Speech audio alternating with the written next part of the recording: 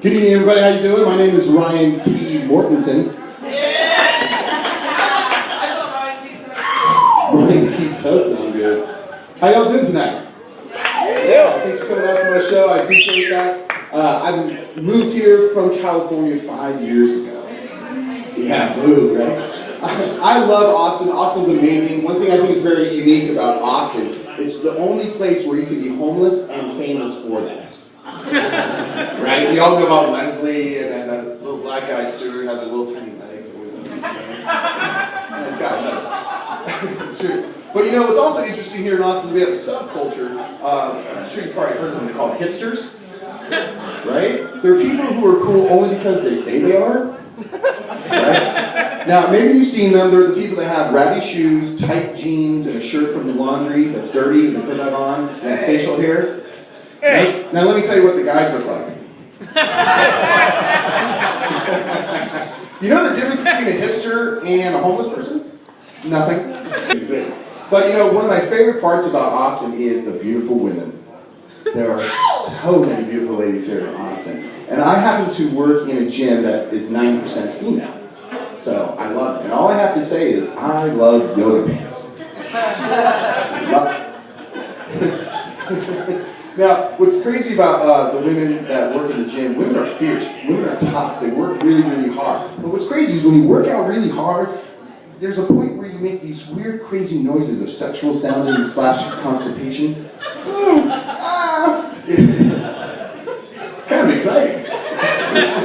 Now, there's a lot of beautiful women in my gym, and I fantasize about all of them. Not in that way.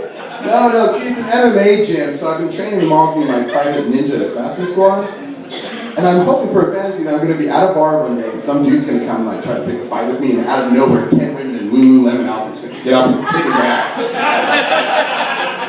It's a good fantasy, right? Well, you know what's funny? All the ladies at the gym, when I work them hard, they post things on my Facebook wall. You know, like, oh, God, Ryan, my ass hurts. I used to bend over. You work me so hard I can't feel my face.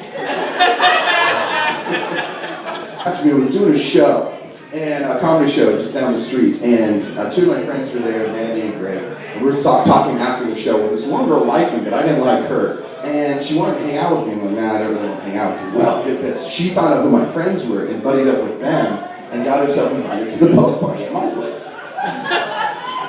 To my surprise. So anyways, I'm like, cool, we're all hanging out, having a good time, drinking, smoking, having fun. Well, once everybody leaves, I'm opening the door, everyone's walking out, she's the last one, I'm like, And she goes, oh, I'm too drunk and a little tipsy, can I stay here? I'm like, what do you do when they're like, I'm too drunk to drive? No, drive. You can't do that. So I'm like, okay, you can stay here. And she goes, great. So I go ahead and get like a pillow, a blanket, put her on the couch, a glass of water. This is good, right? So as I'm walking to my bedroom, she goes, you know, if it gets cold, I may just jump in bed with you to keep warm. I'm like, don't worry, I'll put on the heater.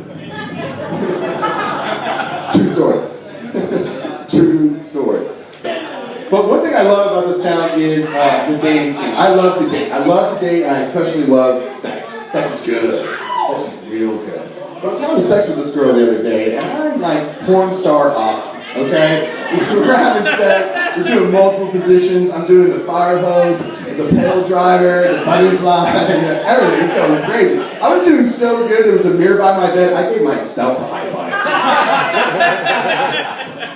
But all of a sudden, one, having a good time, right before she comes, I'm pumping really hard, and out of nowhere, the pain in the back of my head was so severe, like just built up, and so bad I had to grab my head. It felt like Cupid shot me with an arrow in the back of my head.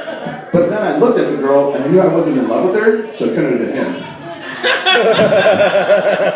So this pain was so bad, it was so excruciating bad, I had to go to the doctor and check things out.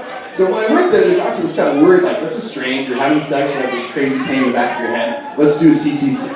Nothing. Nothing came up. MRI. Nothing. Then they said, well, we have to do a spinal tap.